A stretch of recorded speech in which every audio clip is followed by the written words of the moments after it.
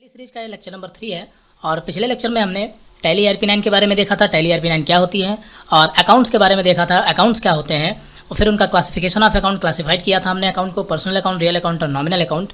इन तीनों अकाउंटों के बारे में हमने कल डिटेल में समझाया था। और आज हम पढ़ेंगे रूल्स ऑफ अकाउंटिंग के जो रूल होते हैं ये क्या होते हैं और इनका क्या यूज़ है। तो रूल्स ऑफ अकाउंटिंग के जो रूल हैं, यहाँ पर 3 रूल दिए गए हैं, पर्सनल अकाउंट, रियल अकाउंट और नॉमिनल अकाउंट। तो हमने जब पढ़ा था personal account, real account, nominal account, तो पर्सनल अकाउंट में क्या आता था, व्यक्ति और संस्थाएं।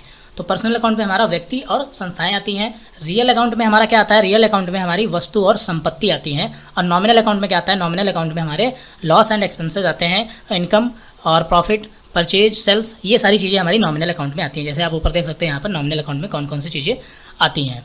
तो यहाँ पर रूल्स ऑफ अकाउंटिंग के यही मेन 3 रूल हैं, जिसमें यहाँ पर बताया गया है कि अगर कोई पर्सनल अकाउंट का व्यक्ति है तो या तो वो पाने वाला होगा या तो वो देने वाला होगा। तो अगर वो पाने वाला है यानी कि हु इज़ रिसीवर, यानी पाने वाला कौन है, वो क्या होगा, डेबिट होगा। इसी तरह से हु इज़ गिवन यानी देने वाला कौन है, अगर देने वाला है वो तो क्रेडिट होगा। तो यहाँ पर होता क्या है, एक्चुअली एग्जाम्पल के लिए यहाँ पर मान लेते हैं राहुल एक बिजनेस का ऑनर है और राहुल ने क्या किया है, राहुल ने 5,000 रुपये का, तो ये आपका क्वेश्चन है, यानी कि राहुल ने 5,000 का एक सेलफोन खरीदा है जिसे आपको क्या करना है, टैली में चढ़ाना है। तो अगर आप इसे टैली में चढ़ाएंगे तो यहाँ पर सबसे पहले इसमें हमें अकाउंट पता करना होगा कि इसमें एक्चुअली में हुआ क्या। तो राहुल ने 5,000 का सेलफोन खरीदा, तो यहाँ पर जो राहुल है ये क्या है, बिजनेस का ऑनर है। अब कोई ज़रूरी नहीं है कि जो बिजनेस का ऑनर है उसी ने ही सेलफोन खरीदा है, हो सकता है कि सेलफोन खरीदने कोई और गया हो, बट वो खरीदा किसके लिए गया है, राहुल के लिए, यानी राहुल के बिजनेस के लिए खरीदा गया। तो यहाँ पर राहुल ने ही उसे खरीदा है। आई थिंक इतना तो क्लियर हो गया कि बिजनेस में जो भी चीज़ें होती हैं वो बिजनेस का ऑनर ही करता है, यानी उसी के नाम पर होता है। एग्जाम्पल के तौर पे अगर किसी कंपनी में जो वर्कर काम करते हैं वहाँ पर अगर सैलरी दी जाती है तो जो सैलरी पे करता है वो कौन पे करता है, कोई भी अकाउंटेंट या कोई भी उसमें का एम्प्लॉय जो होगा वही सैलरी पे करेगा। बट अगर यहाँ पर देखा जाए तो वो किसके नाम पे सैलरी जाएगी, जो बिजनेस का ऑनर होगा। जैसे मान लेते हैं श्याम जो था वो बिजनेस का ऑनर था, तो यहाँ पर क्वेश्चन आपका बनेगा कि श्याम ने सभी लोगों को सैलरी दी है। आई थिंक इतना क्लियर हो चुका होगा। इसी तरह से यहाँ पर राहुल ने 5,000 का एक सेलफोन खरीदा है, तो उसके लिए सबसे पहले हमें इस क्वेश्चन से क्या करना है, अकाउंट निकालने हैं। तो अकाउंट, इसमें अकाउंट क्या होगा, तो राहुल ने 5,000 का एक सेलफोन खरीदा, तो सबसे पहला अकाउंट आपका इसमें निकल गया सेलफोन। यहाँ पर एक्चुअली क्या हुआ, एक्चुअली यहाँ पर सेलफोन खरीदा गया है तो सेलफोन एक अकाउंट हो गया। और सेलफोन 5,000 का जब खरीदा तो जाहिर सी बात है कि नगद खरीदा है, क्योंकि अगर यहाँ पर उधार खरीदा गया होता तो जिससे उधार खरीदा जाता उसका भी नाम आ जाता। जैसे राहुल ने 5,000 का सेलफोन मोहन से उधार खरीदा, तो यहाँ पर मोहन से उधार खरीदा था, बट यहाँ पर ऐसा तो नहीं लिखा कि नगद खरीदा, बट यहाँ पर उधार नहीं लिखा। इसका सीधा मतलब है कि ये नगद ही खरीदा गया होगा या फिर खरीदा गया है।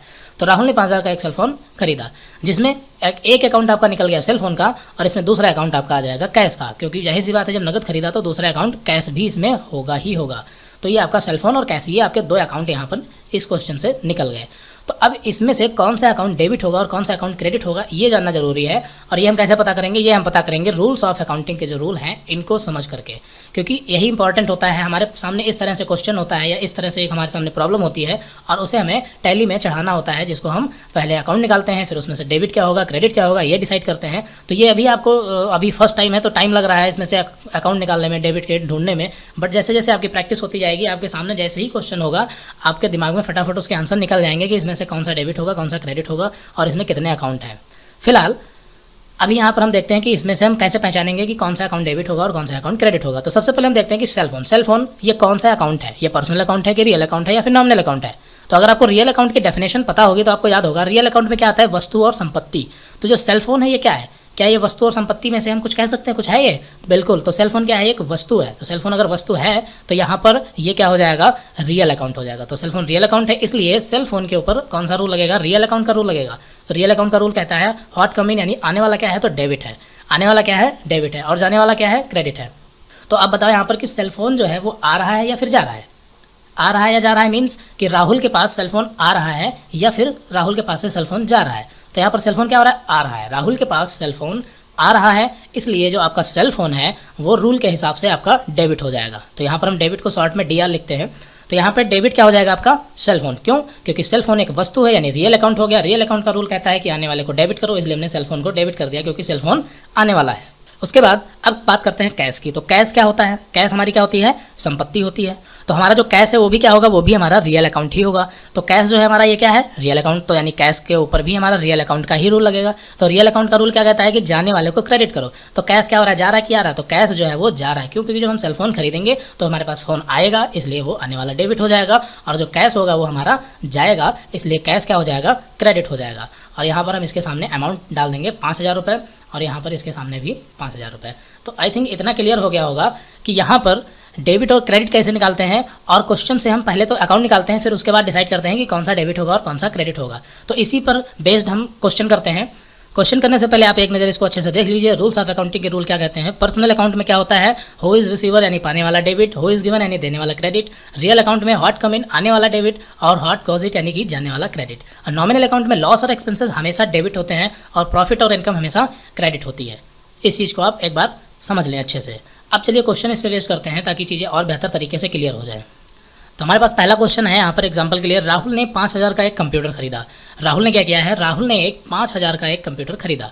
तो यहाँ पर हम जब क्वेश्चन को सॉल्व करेंगे तो या राहुल हम अपने आप को मानेंगे, ध्यान रखना है राहुल है, यहाँ पर हम अपने आप को मान लेंगे। तो राहुल ने खरीदा यानी कि हमने खरीदा। तो हमने क्या किया, हमने 5,000 का एक कंप्यूटर खरीदा है। तो अब यहाँ पर हमें क्या करना है, फटाफट अकाउंट निकालने हैं कि इसमें से एक्चुअली कितने अकाउंट से हमें मतलब है। क्या राहुल से मतलब है, नहीं, राहुल से हमें कोई मतलब नहीं। यहाँ पर राहुल भी एक अकाउंट है, बट राहुल से हमें मतलब इसलिए नहीं है क्योंकि राहुल क्या है, बिजनेस का ऑनर है, और ऑनर की डिटेल को टैली में बार बार लिखना ये ज़रूरी नहीं है। क्यों, क्योंकि हमें पता है कि बिजनेस में जो भी चीज़ें होंगी, जो भी हरकत होगी, वो एक बिजनेस का ऑनर ही करेगा, भले ही कोई और करे दूसरा व्यक्ति, बट यहाँ पर वो बिजनेस के ऑनर के नाम पर ही वो चीज़ें चढ़ेंगी। तो इसलिए हमें राहुल को मेंशन करने की कोई ज़रूरत नहीं है। अब हम देखते हैं आगे क्या है फिर।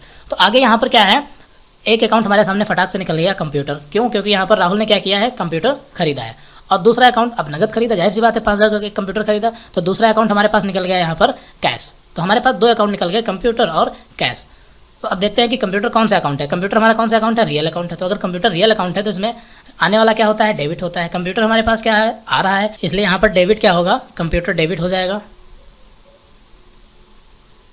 और उसके बाद क्रेडिट क्या होगा आपका, क्रेडिट में होगा कैश। क्यों, क्योंकि आपको पता चल चुका होगा कैश क्या है, रियल अकाउंट है, और रियल अकाउंट में जो जाने वाला होता है वो क्रेडिट होता है, इसलिए कैश जाने वाला है और वो क्रेडिट हो जाएगा। और यहाँ पर हम इसके सामने 5,000 रुपये अमाउंट डाल देंगे। और यहाँ पर क्वेश्चन को सॉल्व करते समय में सिर्फ डेबिट और क्रेडिट नहीं, बल्कि यहाँ पर हमें लेज़र भी पता करना होता है कि लेज़र किसका बनेगा, और ये अंडर किसके जाएगा, और यहाँ पर वाउचर कौन सा होगा, ये सारी चीज़ें होती हैं। बट अभी हम इन 3 चीज़ों को भी नहीं पढ़ते हैं, हम अभी पहले डेबिट और क्रेडिट निकालना देखते हैं। जब डेबिट क्रेडिट अच्छे से क्लियर हो जाएगा तो हम लेज़र, अंडर और वाउचर भी निकालना सीखेंगे। इसी तरह से अगला क्वेश्चन देखते हैं। अगला क्वेश्चन है, राहुल ने 2,000 रुपये रेंट दिया। राहुल ने क्या किया है, 2,000 रुपये रेंट दिया यानी कि किराया दिया है। तो अब यहाँ पर राहुल यानी कि हमने किराया दिया, तो एक अकाउंट हमारा क्या हो गया, रेंट एक्सपेंसेस, और दूसरा अकाउंट यहाँ पर क्या होगा। तो राहुल ने अगर 2,000 रुपये रेंट दिया है तो जाहिर सी बात है कि यहाँ पर कैश तो होगा ही होगा। तो यहाँ पर दूसरा अकाउंट हो गया कैश। अब यहाँ पर हमें देखना है कि रेंट एक्सपेंसेस जो है ये किस अकाउंट में जाएगा। तो अब यहाँ पर पर्सनल अकाउंट में जाएगा। तो पर्सनल अकाउंट की डेफिनेशन क्या कहती है कि जो इसमें कौन जाएंगे, व्यक्ति और संस्था। तो क्या रेंट जो है ये व्यक्ति या फिर संस्था है, नहीं है, यानी पर्सनल अकाउंट में नहीं जाएगा।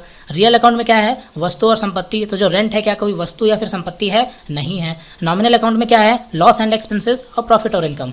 तो रेंट क्या है, क्या प्रॉफिट है, नहीं, क्या है, ये एक्सपेंसेस है यानी कि खर्चा है। तो हमारा जो रेंट है वो क्या है, एक्सपेंसेस है, इसलिए यहाँ पर नॉमिनल अकाउंट का रूल लगेगा। और नॉमिनल अकाउंट का रूल कहता है कि जो लॉस और एक्सपेंसेस होते हैं उसे हम डेबिट करेंगे। क्या करेंगे, डेबिट। तो यहाँ पर रेंट क्या है, एक्सपेंसेस है, इसलिए रेंट क्या हो जाएगा, हमारा डेबिट हो जाएगा। और यहाँ पर कैश क्या है, रियल अकाउंट है, कैश पर रियल अकाउंट का रूल लगेगा। ये भी एक चीज़ का ध्यान रखना कि किसी भी क्वेश्चन में कितने भी अकाउंट हो सकते हैं। अभी यहाँ पर हम सिंपल क्वेश्चन ले रहे हैं, इसलिए 2 ही अकाउंट हैं, यानी रेंट और कैश 2 ही अकाउंट हैं। हो सकता है आगे आने वाले क्वेश्चंस में 2 या 3 या फिर 4 या फिर 5 या फिर 6 या कितने भी अकाउंट हो सकते हैं, लेकिन मिनिमम अकाउंट जो होते हैं वो 2 होते हैं। मिनिमम 2 अकाउंट होंगे ही होंगे। और जो अकाउंट होते हैं उसमें से हो सकता है कि आपका एक अकाउंट पर्सनल अकाउंट का हो, दूसरा अकाउंट जो है वो रियल अकाउंट का हो, या तीसरा अकाउंट जो है नॉमिनल का हो, या फिर 3 हैं और तीनों ही रियल अकाउंट के हैं, या फिर तीनों ही पर्सनल अकाउंट के हैं, कुछ भी हो सकता है, हमें पहचानना होता है। तो यहाँ पर फिलहाल कैश कौन सा अकाउंट है, कैश रियल अकाउंट है, और रियल अकाउंट का रूल कहता है कि जाने वाले को क्रेडिट करो। तो कैश क्या हो रहा है, जा रहा है। अब हम कोई सामान खरीदें या हम किसी को रेंट किराया दें तो वहाँ पर कुल मिलाकर कैश क्या है, जा ही रहा है, तो इसलिए कैश क्रेडिट होगा। अगर कैश जा रहा है तो कैश हमेशा क्रेडिट ही होगा, क्योंकि कैश किसी भी रूप में जाए वो जा रहा है और वो हमेशा रियल अकाउंट ही है, यानी कि संपत्ति है, इसलिए कैश हमेशा क्रेडिट होगा। कब, जब हम किसी को पेमेंट कर रहे होंगे कैश के जरिए। आई थिंक समझ गए होंगे। तो यहाँ पर कैश क्रेडिट होगा और डेबिट क्या होगा, रेंट हो जाएगा। यहाँ पर सामने इसके अमाउंट डाल देंगे और आगे बढ़ते हैं। अगला क्वेश्चन देखते हैं।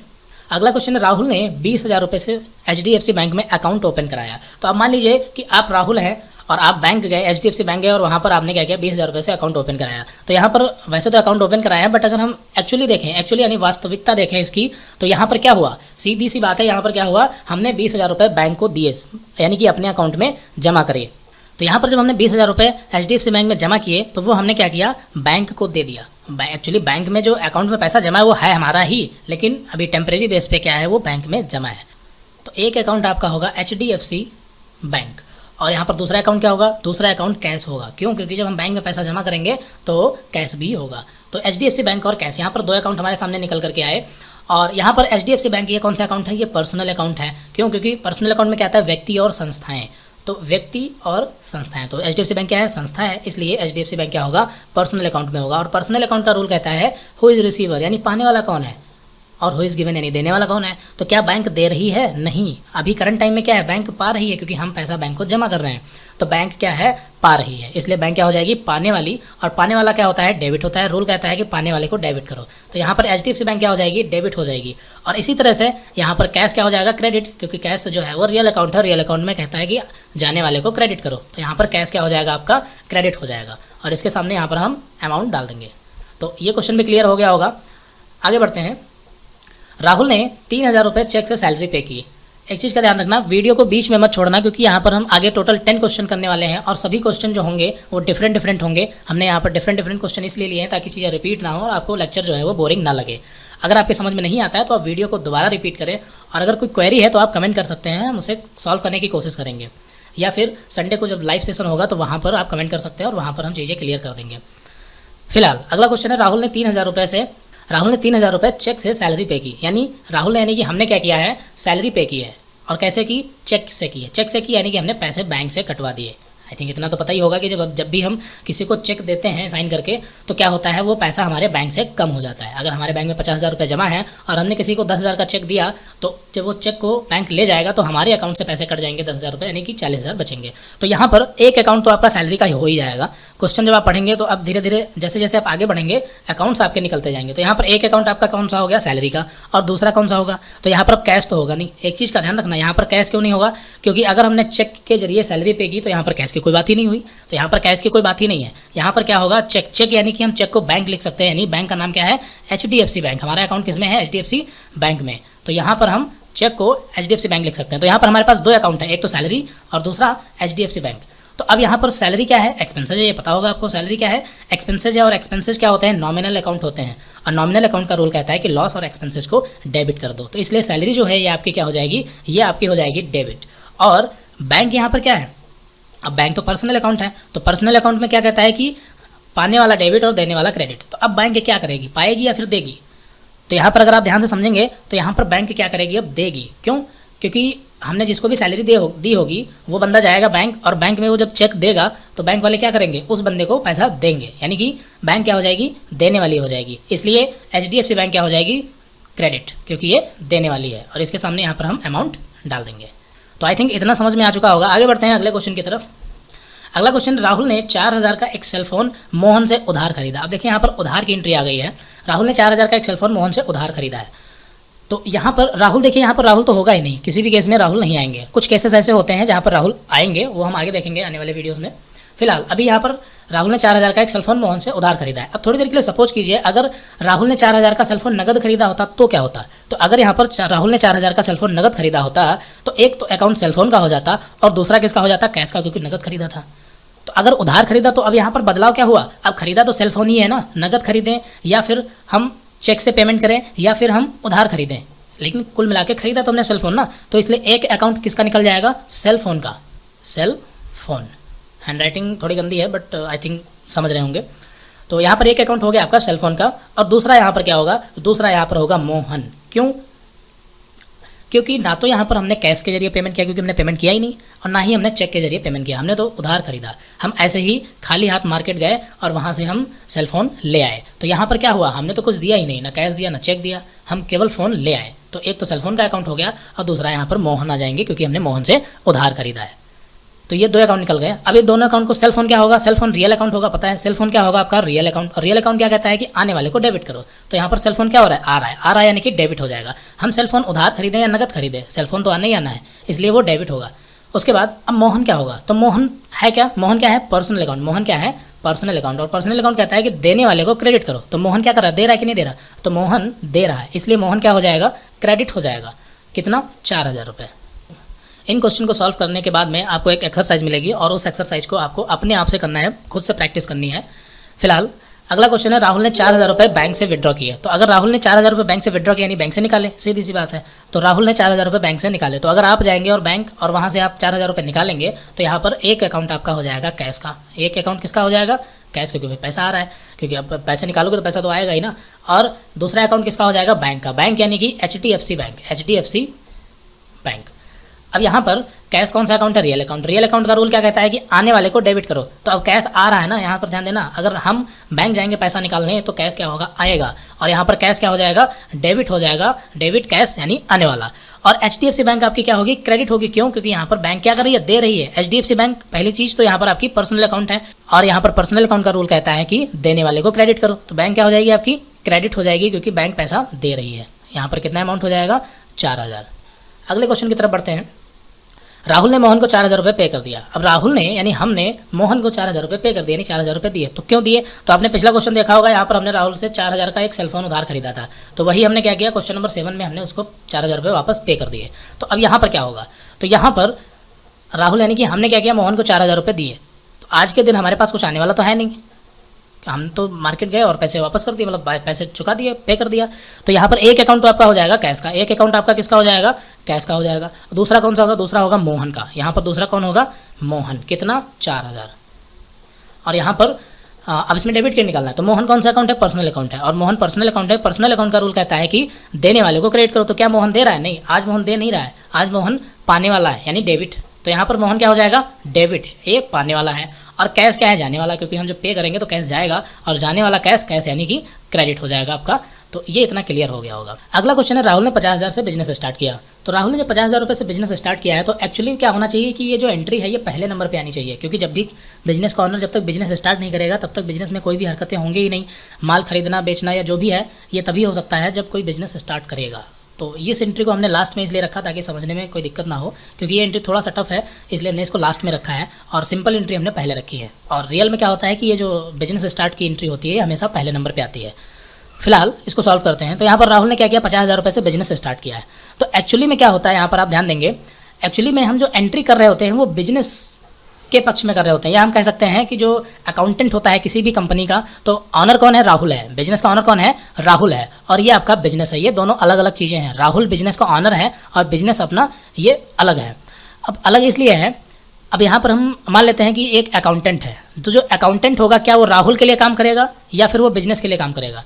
तो एक चीज़ ध्यान रखना, अकाउंटेंट क्या करेगा, वो बिजनेस के लिए काम करेगा, राहुल के लिए नहीं काम करेगा। नॉर्मली क्या कहते हैं कि जो अकाउंटेंट है वो राहुल यानी बिजनेस का ऑनर है, उसके अंडर में काम कर रहा है, बट नहीं, वो बिजनेस एक्चुअली अगर रियलिटी देखें तो जो अकाउंटेंट है वो बिजनेस के पक्ष में काम कर रहा है। इसको आप इस तरह से समझ सकते हैं, मान लीजिए राहुल ने अपने घर पर 100 रुपये की पनीर लेके आया और घर पर बनाई खाई। तो ये जो 100 रुपये का हिसाब किताब है, क्या ये अकाउंटेंट रखेगा, नहीं, ये अकाउंटेंट यहाँ पर जो राहुल ने अपने निजी खर्च मतलब निजी काम के लिए यूज किए हैं 100 रुपये, ये अकाउंटेंट जो है हिसाब इसका नहीं रखेगा। बट अगर बिजनेस में 10 रुपये का भी खर्चा हुआ है तो वो अकाउंटेंट हिसाब रखेगा। आई थिंक समझ चुके होंगे, इसलिए बिजनेस जो है ये अलग है, राहुल जो है यहाँ पर अलग है। तो अकाउंटेंट जो होता है वो बिजनेस का हिसाब किताब रखता है, ना कि राहुल के निजी खर्च का। तो ये समझ में आ चुका होगा, अगर नहीं आया तो आप कमेंट कर सकते हैं, हम दोबारा अगले वीडियो में समझाने की कोशिश करेंगे। फिलहाल तो यहाँ पर हमारे सामने एक अकाउंट निकलेगा राहुल का और दूसरा यहाँ पर निकलेगा कैश का। अब राहुल और कैश यहाँ पर क्यों निकलेंगे, क्योंकि राहुल बिजनेस स्टार्ट कर रहे हैं, इसलिए राहुल यहाँ पर हो जाएगा, और इस कैपिटल अकाउंट होगा, कैपिटल अकाउंट, क्योंकि हमने बताया था जो भी बिजनेस स्टार्ट करता है वो पूंजी लगाता है बिजनेस में, और वो कैपिटल अकाउंट होता है। तो राहुल यहाँ पर क्या है, कैपिटल अकाउंट जो पूंजी लगा रहा है, और कैश। अब यहाँ पर राहुल जो है ये व्यक्ति है, तो व्यक्ति है तो पाने वाला क्या होता है, डेबिट होता है। तो क्या राहुल पा रहा है, नहीं, राहुल क्या कर रहा है, दे रहा है। तो यहाँ पर देने वाला क्या हो जाएगा, क्रेडिट। यहाँ पर देने वाला कौन होगा, क्रेडिट होगा। तो राहुल यहाँ पर क्या हो जाएंगे, क्रेडिट हो जाएंगे। और कैश क्या है, रियल अकाउंट है। रियल अकाउंट क्या कहता है कि आने वाले को डेबिट करो। तो यहाँ पर कैश क्या है, आ रहा है कि नहीं आ रहा, आ रहा है। अब अभी थोड़ी देर पहले हमने बताया था कि अभी थोड़ी देर पहले हमने जो एंट्री सॉल्व करवाई थी उसमें बताया था कि राहुल के पास कैश आ रहा है, मतलब डेबिट होगा। बट यहाँ पर तो राहुल के पास से कैश जा रहा है तो क्रेडिट होना चाहिए, बट ऐसा नहीं है। हमने एग्जाम्पल के लिए लिया था कि मान लेते हैं अपने आप को राहुल है, बट एक्चुअली में जो हम एंट्री कर रहे होते हैं वो बिजनेस के पक्ष में कर रहे होते हैं। और यहाँ पर जो दो एंट्रियाँ ऐसी होती हैं, एक वो जब बिजनेस का ऑनर बिजनेस में पैसा लगाता है और दूसरी एंट्री वो जब बिजनेस का ऑनर बिजनेस से पैसा निकालता है। ये दो एंट्री ऐसी एंट्री होती हैं जहाँ पर हम राहुल और बिजनेस में फ़र्क करते हैं। बट इसके अलावा जितनी भी एंट्री होती हैं, रेंट दिया, सैलरी दी, कंप्यूटर खरीदा, सेल फोन खरीदा, उन सभी केसेस में राहुल और बिजनेस एक ही होते हैं, यानी एक ही चीज़ होते हैं। हम अपने आप को राहुल समझ लें या बिजनेस समझ लें, एक ही बात है। बट यहाँ पर इस केस में हम अपने आप को बिजनेस समझेंगे क्योंकि एक्चुअली में हम बिजनेस के लिए ही काम करते हैं। तो यहाँ पर बिजनेस के पास कैश क्या है, आ रहा है, इसलिए आने वाला क्या हो जाएगा, डेबिट। तो कैश यहाँ पर क्या होगा, डेबिट, क्योंकि बिजनेस के पास कैश आ रहा है। ये चीज़ क्लियर हो चुकी होगी।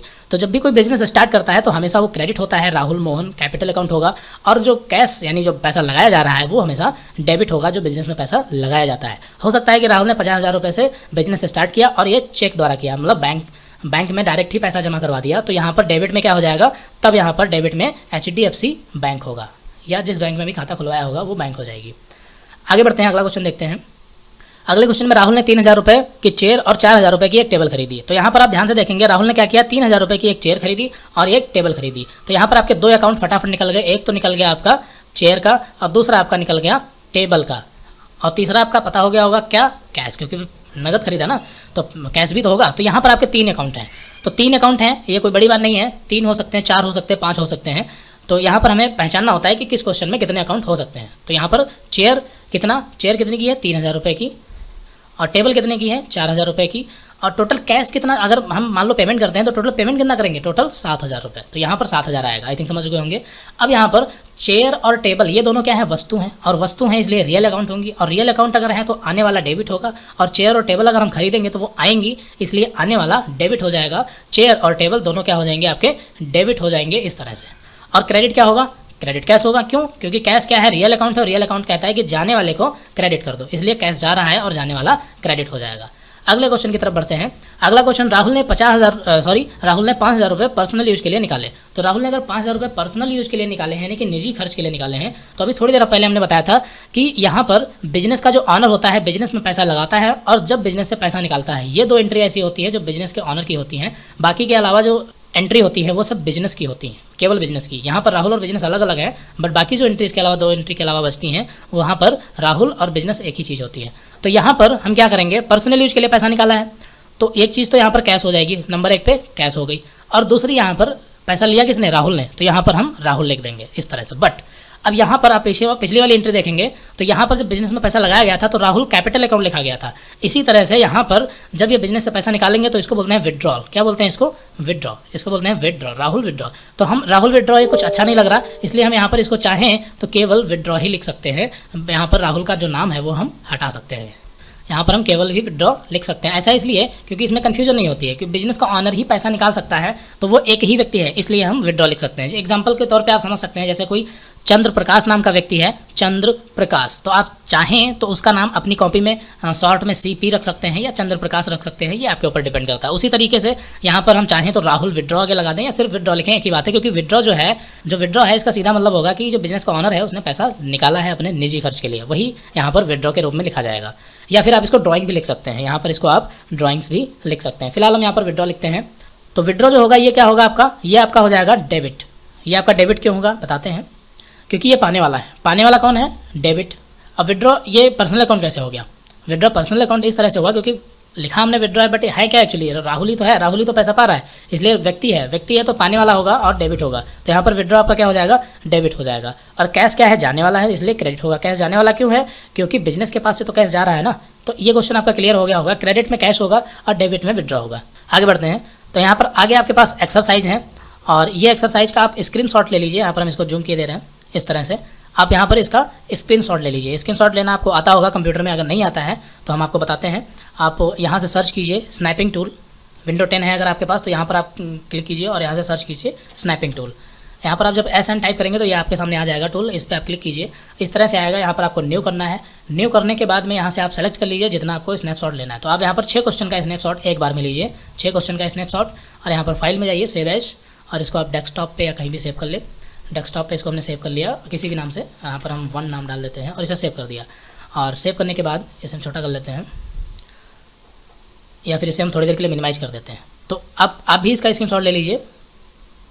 तो आई थिंक स्क्रीनशॉट आपने ले लिया होगा, वीडियो को पॉज करके स्क्रीनशॉट ले सकते हैं। उसके बाद हम इसको आगे बढ़ाते हैं। अभी सारे क्वेश्चन पूरे स्क्रीन पे नहीं आ सकते, इसलिए 2 बार में स्क्रीनशॉट लेना पड़ेगा। अब यहाँ पर दूसरा स्क्रीनशॉट लीजिए। तो दूसरा स्क्रीनशॉट लेने के लिए वही स्नैपिंग टूल आप यूज़ कीजिए और नया लेना है और एक स्नैपिंग शॉट और ले लेते हैं फटाक से ये, और इसको भी हमने सेव कर दिया, सेव। तो ये दोनों स्नैपशॉट जो है हमने सेव कर दिए हैं और आप भी इसका स्नैपशॉट ले लीजिए। अगर आप फ़ोन में वीडियो देख रहे हैं तो फ़ोन में तो आपको लेना आता ही होगा।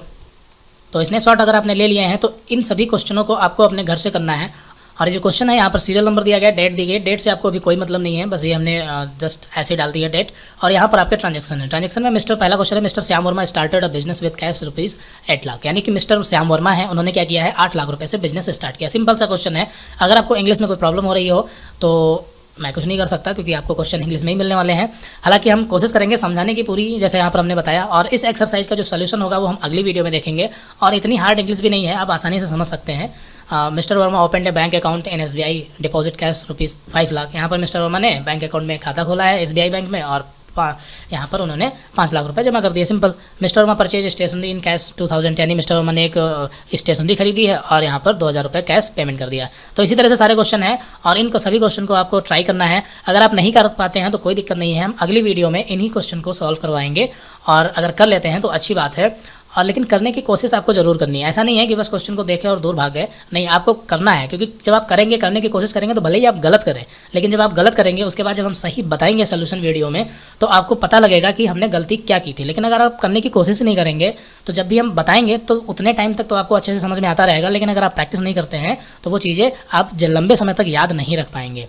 तो इस चीज़ का आप ध्यान रखना है। जब भी हम वीडियो बनाते हैं यानी समझाते हैं आपको, तो आई थिंक फटाफट समझ में आ रहा होगा और समझ में तुरंत आ भी जाता है। लेकिन अगर आप प्रैक्टिस नहीं करते हैं तो वो चीज़ आप लंबे समय तक याद नहीं रख पाएंगे। इस चीज़ का ध्यान रखना है और ये प्रैक्टिस आपको घर पे खुद से करनी है। यहाँ पर टोटल 12 क्वेश्चन है और अगली वीडियो में हम इसका सोल्यूशन भी देंगे। तो इस वीडियो में इतना रखते हैं और मिलते हैं अगली वीडियो में।